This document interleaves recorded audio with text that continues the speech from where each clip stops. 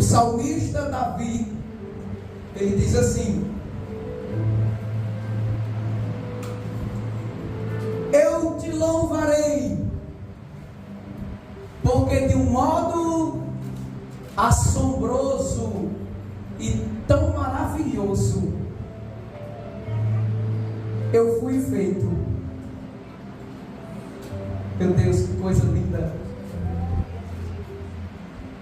O salmista Davi, os irmãos, esse já é o terceiro culto, não é isso que a gente está no Salmo 139.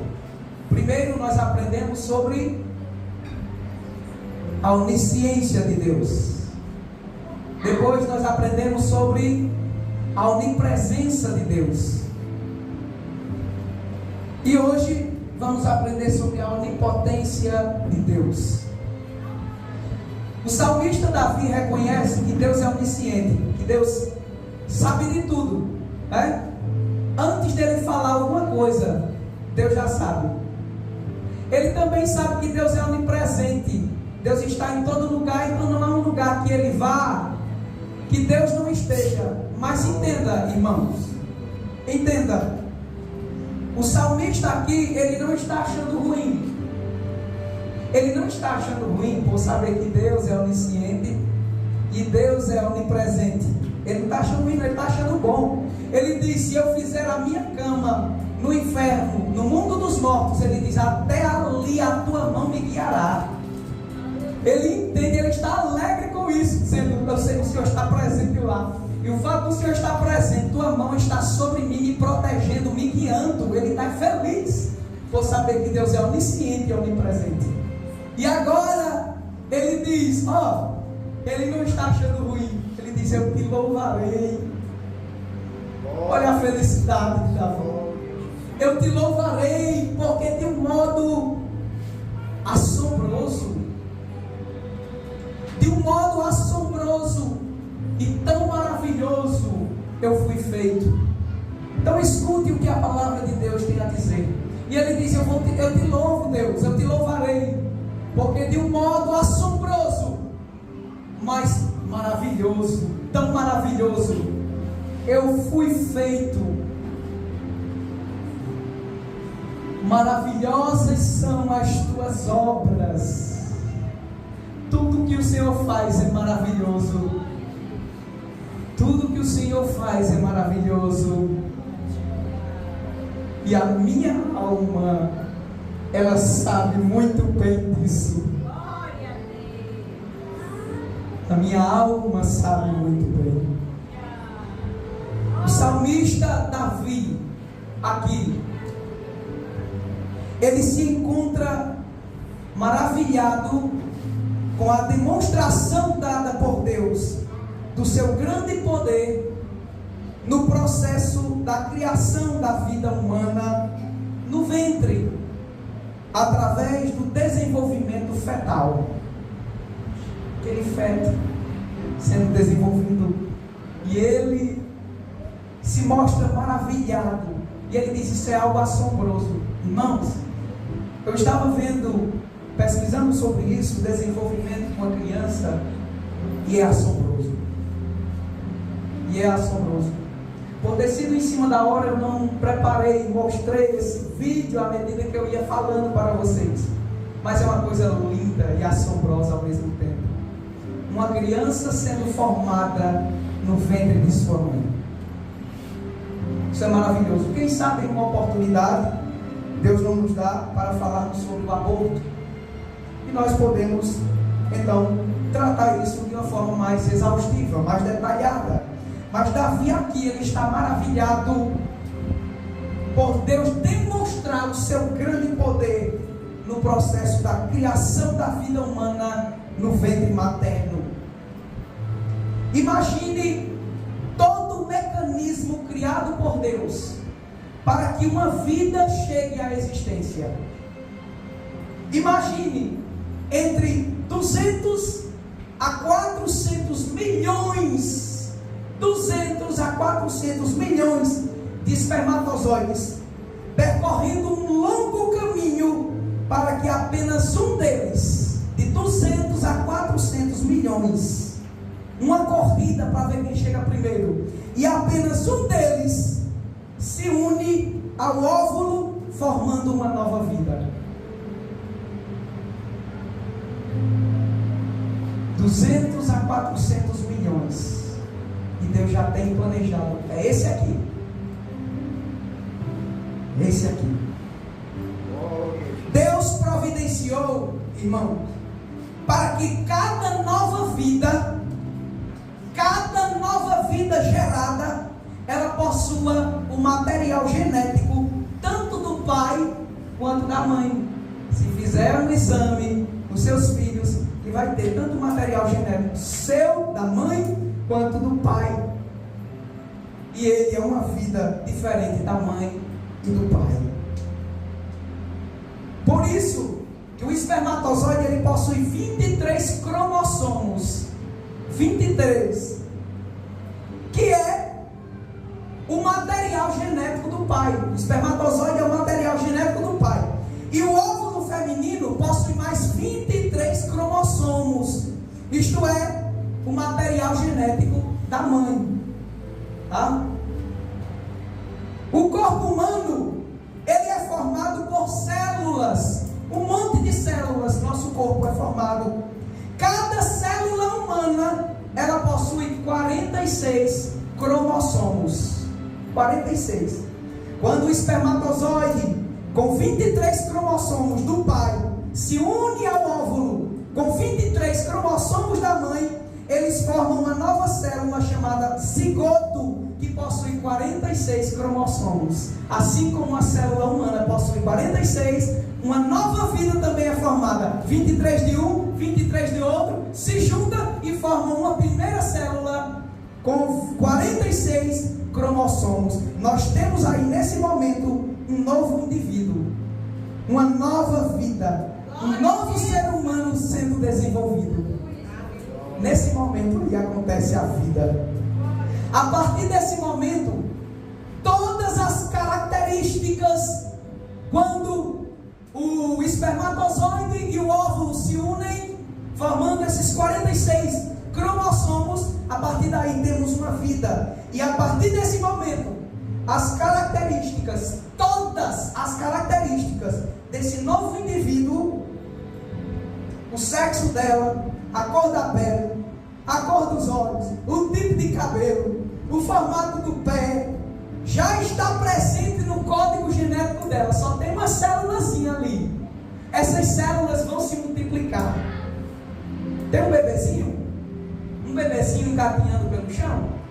Ele tem menos células do que um adulto, mas as células vão se multiplicando até chegar. Mas começa com uma única célula. A vida humana começa com uma única célula chamada zigoto. Ali tem um novo indivíduo.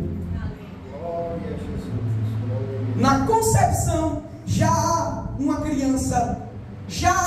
Ela ainda não tem o pezinho, ela ainda não tem o olho, só tem uma célulazinha, mas aquela célula já tem todas as características que a criança vai desenvolver ao longo da gestação de sua mãe. Já está tudo ali, já tem um eu ali. O eu. Deus já sabe. Ninguém sabe, mas Deus já sabe. Os olhos vão ser azul, o cabelinho vai ser loirinho, o pé vai ser desse jeito. Deus já sabe os dígitos, já está todas as informações ali. Aleluia. Desse momento em diante, desse momento da concepção em diante, nada mais será acrescentado a essa nova vida. Nada. Exceto alimento, o ar e a água. Somente isso que será acrescentado. A partir daí, o que virá é apenas o desenvolvimento das informações que já estão presentes no código genético dessa nova vida. Já está tudo ali. Só vai desenvolver agora. Só desenvolver. O Dr. Geisler, ele fala sobre esse desenvolvimento da vida, da criança, do feto. Ele vai dizer o seguinte: no primeiro mês, todas as suas características estão presentes no código genético, ele diz. Ela se implanta ou se aninha no útero da mãe na primeira semana. O seu músculo cardíaco no primeiro mês já começa a pulsar na terceira semana do mês. Já começa a aparecer o músculo cardíaco, o coraçãozinho da criança. Começa também a aparecer a cabeça, os braços e a perna. Já vai sendo formado no útero da mãe a cabecinha, os braços e as pernas da criancinha. No segundo mês, as ondas cerebrais já podem ser detectadas. Também começa a aparecer o nariz, os olhos, os ouvidos e os dedos dos pés, a criancinha. Já no segundo mês, tá? O coração dela já bate e se inicia a circulação sanguínea na criança. O seu esqueleto no segundo mês também vai sendo formado, se desenvolvendo. A criança, já no segundo mês, ela apresenta suas impressões digitais nos dedinhos. Já tem as impressões digitais dela, únicas e exclusivas. Ela também é sensível ao toque nos lábios e já apresenta reflexos. Esse bebezinho já tem reflexos. No terceiro mês, a criança já engole, começa a enxergar e nada sobre o líquido amniótico. Ela também consegue agarrar com as mãos e movimentar a sua língua. Ela já consegue até mesmo chupar o próprio dedinho no terceiro mês. No quarto mês, o peso da criança vai aumentar em 600% do peso que ela tinha antes. Ela vai atingir também o tamanho de 20 a 25 centímetros. E ela já consegue ouvir a voz da sua mãe falando, conversando, cantando. Ela já consegue ouvir.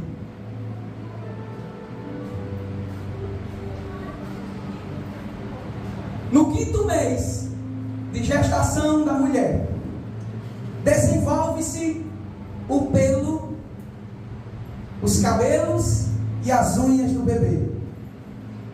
E o bebê já consegue sonhar na barriga da mãe. Ele já sonha. E ela também consegue chorar na presença de ar. Não chora lá dentro, mas se ela for tirada para fora, ela já chora. E ela já é capaz de sobreviver fora do útero da sua mãe. Esse bebezinho com 5 meses já consegue sobreviver. Temos casos de crianças que sobreviveram.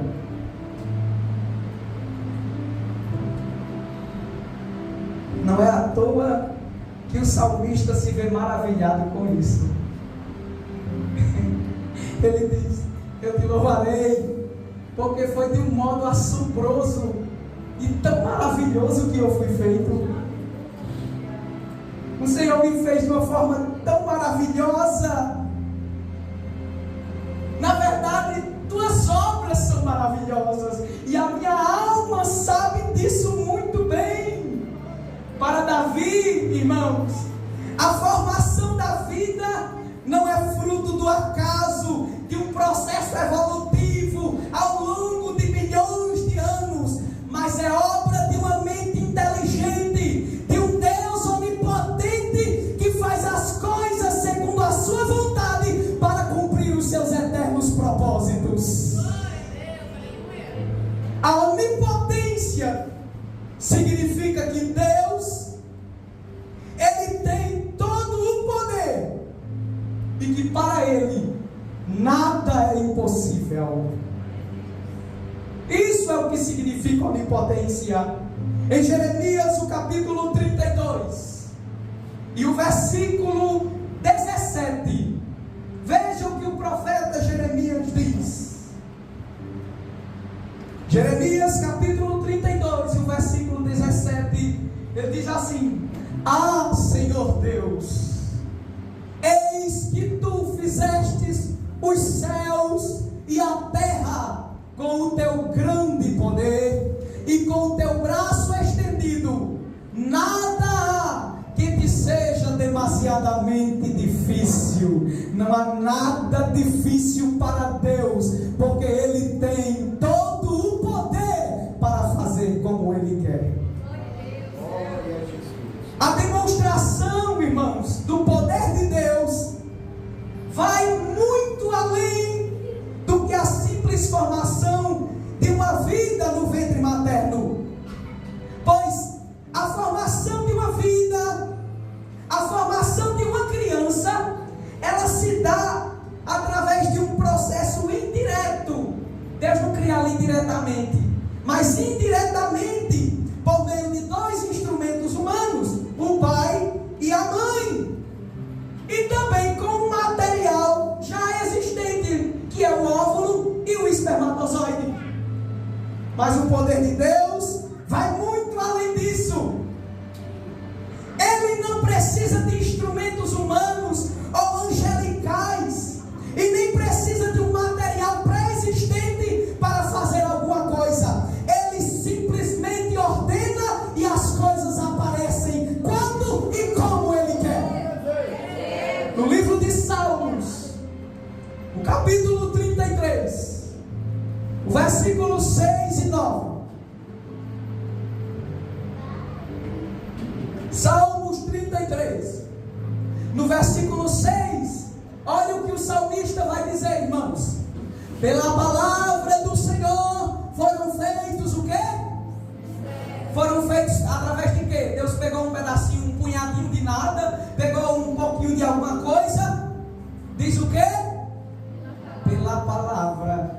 Pela palavra do Senhor foram feitos os céus e todo o exército deles, as estrelas, os anjos, tudo foi feito pela palavra de Deus. Aí se alguém ainda insistir, dizer assim, não, eu não entendo não, Deus fazer pela palavra, como é que é possível? Deus não pegou nada para fazer alguma coisa? Vai para o versículo 9, se você ainda insiste em entender, como foi que isso aconteceu? A resposta está no versículo 9, porque Ele falou e foi feito, Ele mandou e instantaneamente apareceu. Foi assim que aconteceu. Esse é o poder de Deus. Do nada, uma única palavra, haja, e as coisas simplesmente aparecem. Glória a Jesus, glória a Jesus. Isso deveria produzir em nós, irmãos, fé. Fé. Fé como daquele homem. Fé como daquele centurião que disse para Jesus: eu não sou digno que o Senhor vá na minha casa, eu não sou digno que o Senhor fique debaixo do meu telhado, eu não sou digno que o Senhor pise na minha casa. Ele diz: mas basta uma palavra só e o meu criado vai sarar. Só uma palavra. Nós cristãos deveríamos cada dia mais exercitar a nossa fé em Deus, independente das nossas circunstâncias. O Deus que servimos é todo poderoso. Basta uma só palavra e Ele resolverá nossos problemas. Uma só palavra. É importante entendermos que o fato de Deus, preste atenção aqui, irmãos, o que eu vou dizer. O fato de Deus ter todo o poder não significa que Ele usa todo o poder. Deus tem todo o poder? Tem. Deus usa todo o poder? Não. Não, Deus não usa todo o poder. Mas Ele pode usá-lo quando e como Ele quiser. Mas Deus geralmente não usa todo o seu poder. Deus não usa todo o seu poder. Por exemplo, Deus poderia ter feito 2 Adões. Deus poderia ter feito 2, né, irmãos? 2 Evas, né? Ou Ele tinha poder para fazer isso. Mas ele usou todo o seu poder para fazer isso? Não. Ele poderia ter feito 2 planetas Terra, mas não fez. Ele poderia ter feito mais anjos do que os que já tem, porque ele tem poder para fazer. Mas ele não faz. Por que ele não faz? Porque ele não tem poder? Não. Ele não faz porque ele não quer. Salmos 115 e o versículo 3. Olha o que o salmista diz. Salmos 115, versículo 3. O salmista diz: mas o nosso Deus está nos céus e faz tudo o que lhe agrada. Bota aí a NVT para ver se fica melhor. Mas nosso Deus está nos céus e faz tudo como Ele deseja, como Ele quer. Como Ele quer. Talvez você diga assim: mas se eu fosse Deus, eu fazia desse jeito. Ah, por que Deus não fez desse jeito, hein? Por que Deus permitiu isso? Por que Deus deixou assim? Por que Deus fez desse jeito? Me diga uma coisa: tu tem um céu para você?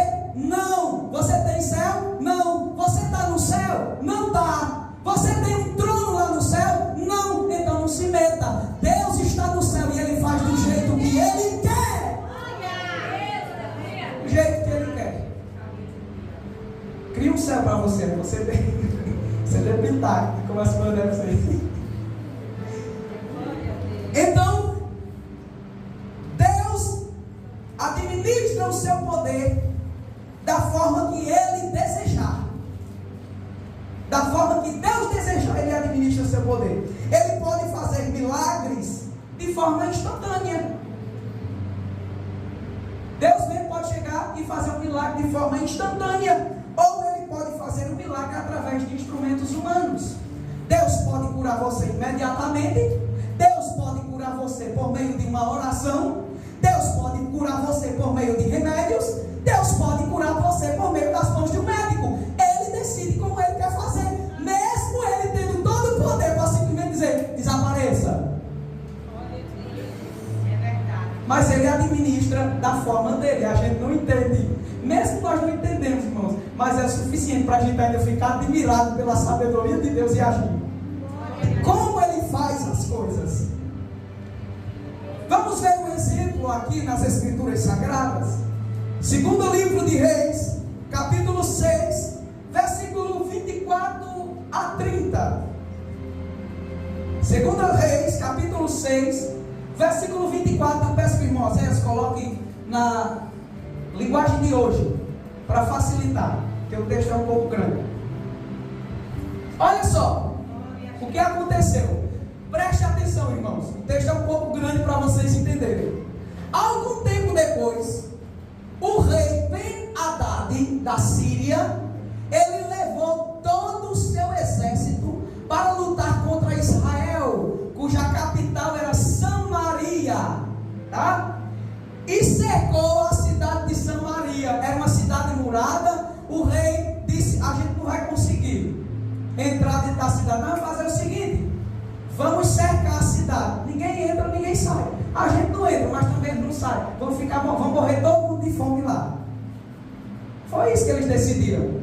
Aí quando se vai fazer um cerco, o que você precisa fazer, irmãos? Cercam a cidade com exércitos. Mas os exércitos lá fora vão morrer de fome? Não. Tem que trazer alimentos, não é verdade? Agora, quem está cercado dentro da cidade vai ter que usar o alimento que tem lá dentro. E quando acabar, a fome toma de conta. Os exércitos da Síria fizeram o quê? Se juntaram, cercaram a cidade e trouxeram alimentos com abundância. E ficaram lá, só lá cercando a cidade, dizendo: eu quero ver quando é que eles vão desistir, abrir os portões para não morrer. Ou vão morrer todo mundo lá dentro. E ó, ele cercou o seu exército à terra de Samaria, a cidade de Samaria. Próximo versículo. Por causa disso, a cidade cercada, a falta de alimentos naquela cidade foi tão grande que uma cabeça de jumento custava 80 barras de prata. Uma barra de prata equivalia a um dia de trabalho. A fome era tão grande que eles comiam jumento, cabeça de jumento. cabeça de jumento. E o valor de uma cabeça custava 80 dias de trabalho, quase 3 meses de trabalho. Quase 3 meses de trabalho. Olha a fome como estava. Olha o que aconteceu. E 200 gramas de esterco de pomba custava 5 barras de prata. 5 dias de trabalho. Já imaginou, irmãos?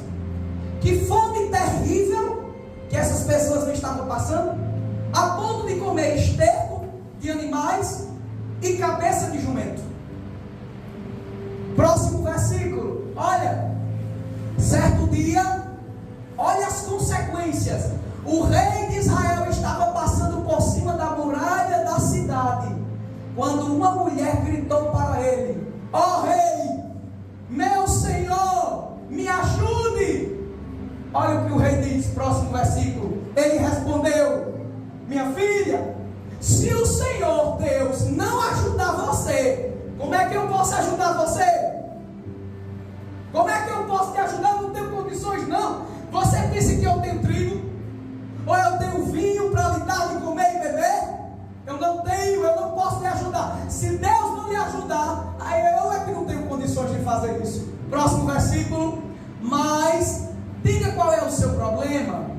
Ela respondeu: outro dia, essa mulher aqui, ela me disse: vamos comer o seu filho, vamos matar o seu filho e comer hoje, e amanhã vamos comer o meu.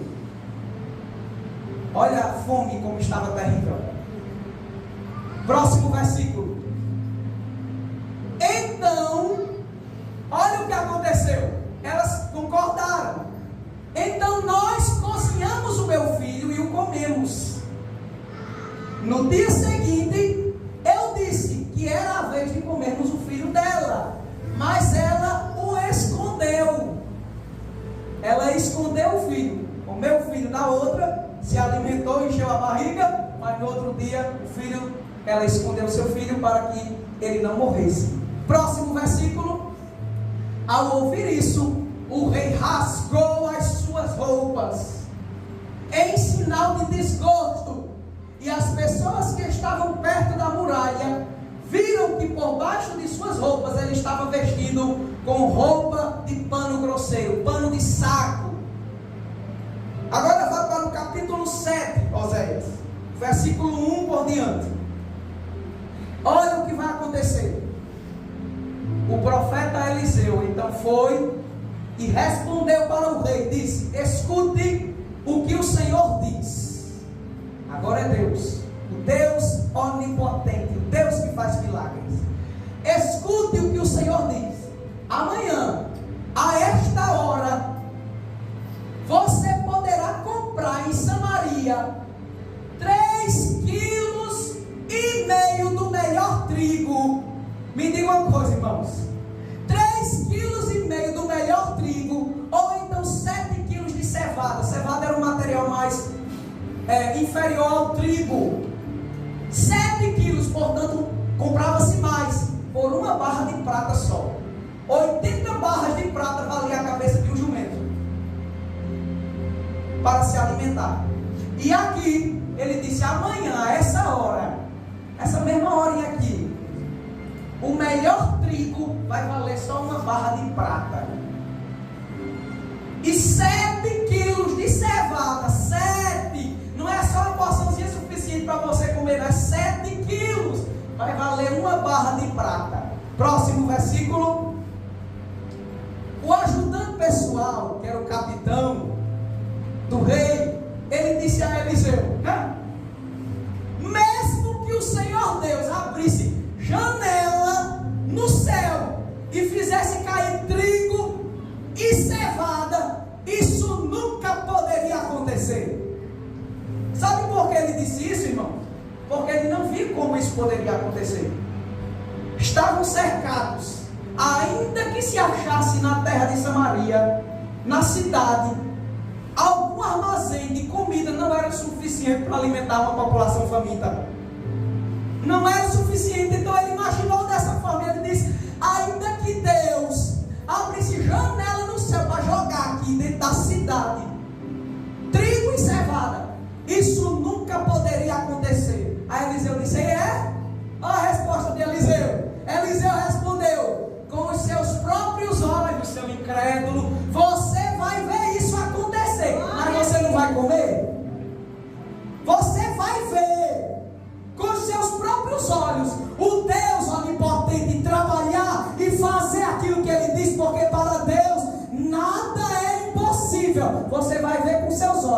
porque você foi incrédulo e zombou de Deus, você não vai comer. Próximo versículo. Durante o cerco, 4 homens que sofriam de uma doença contagiosa na pele, leprosos. 4 leprosos estavam do lado de fora dos portões da cidade. Ficaram lá do lado de fora. Aí olha só, e eles disseram uns aos outros: por que é que nós ficamos aqui sentados esperando a morte? Nós estamos cheios de lepra, nós vamos morrer. E a gente ainda, além de lepra, a gente ainda está com fome. Por que a gente vai ficar esperando a morte? Próximo versículo. Ele diz: não vale a pena entrar na cidade. Fala, abre aí um portão para eu entrar. Para quê? Ele diz: lá nós vamos morrer de fome. Mas se nós ficarmos aqui, nós também morreremos. Estamos também sem comida. Ele diz: vamos então para o acampamento dos sírios, dos inimigos. Vamos lá. Por quê? Se eles nos deixarem viver, nós ficaremos vivos de barriga cheia. Eles podem se compadecer da gente e dar um pouco de comida para nós.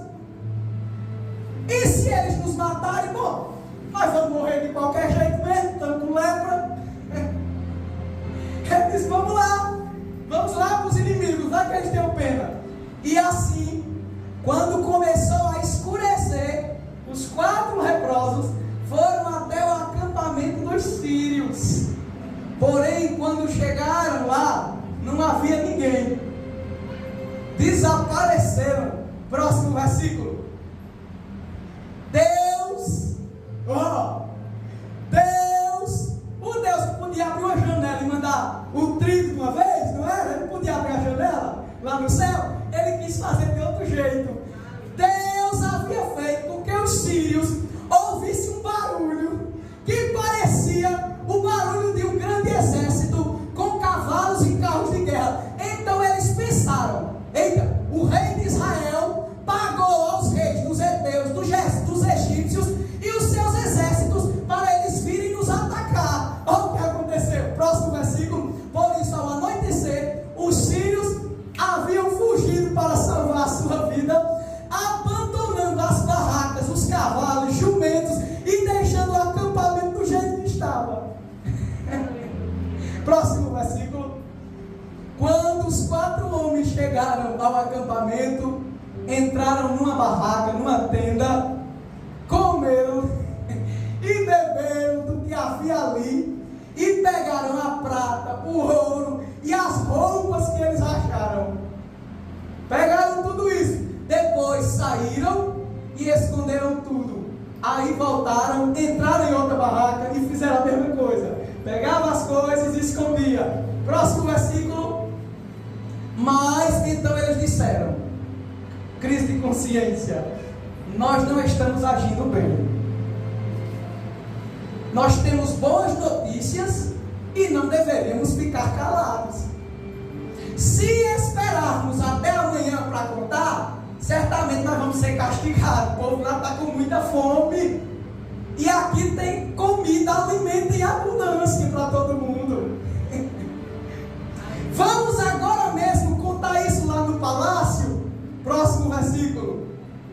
Então saíram do acampamento dos sírios, voltaram para Samaria e gritaram para os guardas que estavam nos portões: nós vamos até o acampamento dos sírios e não vimos nem ouvimos ninguém. Os cavalos e os jumentos estão lá amarrados e as barracas, as tendas estão do mesmo jeito que os sírios deixaram. Próximo versículo.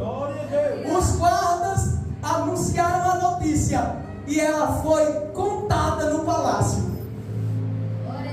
Ainda era de noite, mas o rei se levantou e disse aos seus oficiais: vou dizer a vocês o que foi que os sírios planejaram. Não caia nessa não. Isso é plano deles para nos atacar. Olha o que eles fizeram. Eles sabem que nós não temos nenhuma comida, está todo mundo morrendo de fome, e por isso eles saíram do acampamento e foram se esconder no campo. Eles pensam que nós vamos sair da cidade para procurar comida. E aí, quando a gente for, eles nos pegarão vivos e conquistarão a cidade. Próximo versículo. Um dos oficiais disse: os que ficaram aqui na cidade, meu rei, vão morrer de qualquer jeito, como alguns já morreram. Portanto, deixe que nós mandemos só alguns homens com 5 dos cavalos que restaram, para assim nós podermos descobrir o que foi que aconteceu lá. Deixa a gente mandar só uns 5 homens. Próximo versículo. E eles escolheram alguns homens, e o rei os mandou em 2 carros de guerra, com ordem para descobrirem o que havia acontecido com o exército dos sírios. Próximo versículo. Os homens foram até o rio Jordão e viram por toda a estrada as roupas, as armas que os sírios tinham abandonado enquanto fugiam. Então voltaram e contaram ao rei. Próximo versículo.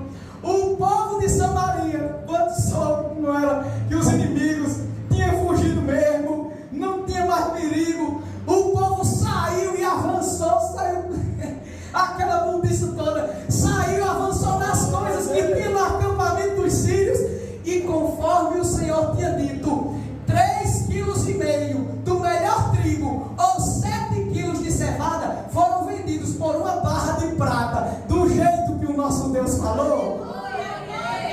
Não acaba por aqui não. Próximo versículo. Acontece que o rei de Israel tinha colocado o seu ajudante, o capitão, como encarregado do portão da cidade.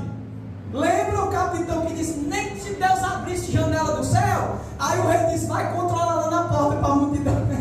Sabe o que aconteceu? Esse oficial foi atropelado pelo povo e morreu, como Eliseu tinha dito, quando o rei tinha ido falar com ele. Próximo versículo. Eliseu tinha dito ao rei que no dia seguinte, naquela mesma hora, 3,5 kg do melhor trigo, ou 7 kg de cevada seriam vendidos em Samaria por uma barra de prata. E o oficial havia respondido: mesmo que o Senhor Deus abrisse as janelas do céu e fizesse cair trigo e cevada, isso nunca poderia acontecer. E Eliseu havia respondido com os seus próprios olhos: você vai ver isso acontecer, mas não vai comer. A profecia foi cumprida. Ele ficou na porta, o povo passou por cima, atropelou. Ele viu o milagre acontecer, mas não comeu. Isso aqui é onipotência. Só Deus pode fazer isso. Glória a Deus.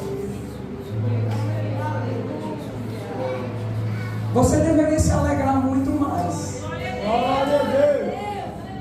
Você deveria se alegrar muito mais por Deus que você ora, o Deus que você apresenta suas preces, o Deus que você apresenta suas orações, o Deus a quem você pede ajuda. É esse Deus aqui, ó, onipotente. Ele tem todo o poder em cima do céu e embaixo da terra. Não há nada impossível para Ele. É esse Deus. Norbert Liet, para finalizar, comentando essa passagem, ele diz: onde foi que o oficial do rei errou ao avaliar essa situação? Onde foi que ele errou? Ele responde: sabe onde ele errou? Ele fez as contas, mas em sua incredulidade ele deixou de incluir o Senhor em seus cálculos. E quem não conta com Deus avalia as coisas de maneira errada e se perde nas considerações. O maior erro de cálculo em nossas vidas acontece quando nós não contamos com Deus. Pois então, no final, nós vemos que quando a gente faz a conta não fecha mesmo, não, isso não vai dar certo. O nosso problema é esse. Você está olhando para todos os problemas, olhando para eles, dizendo: eu vou tentar dessa forma. Não, eu não consigo. Desse jeito também não. Ixi, não vai dar certo. Esqueceu de contar com Deus. Glória a Deus. Esqueceu de contar com Deus.